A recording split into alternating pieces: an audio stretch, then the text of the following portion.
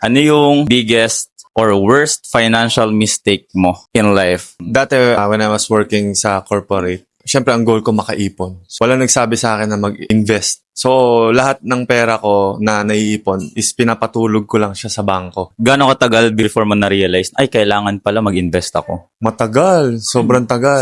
Since nag-start ka? Since nag-start ako magtrabaho, I started working 24. Tapos, after mga 10 years, 34 years old na ako, saka ako palang na-realize na kaysa natutulog yung money ko sa bank, much better na I work for my money. Dapat mag-work yung money para sa akin. So, kasi very important din yung time talaga. Mas mahaba yung time of investment mo.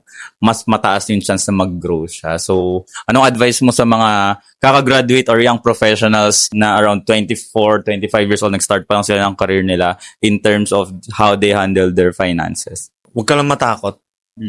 Kasi you're young. Marami ka pang pwedeng adjustment na pwedeng gawin. Mas bata, mas okay mag-take ng risk kasi kapag mas matanda na tayo, mas nakakatakot ng mag-take ng risk nun. Pakunti na ng pakunti yung time mo. Dapat mas matanda tayo, mas sure na tayo sa mga steps natin. Kaya kapag mas bata ka pa, take risk, invest, and learn from financial advisors.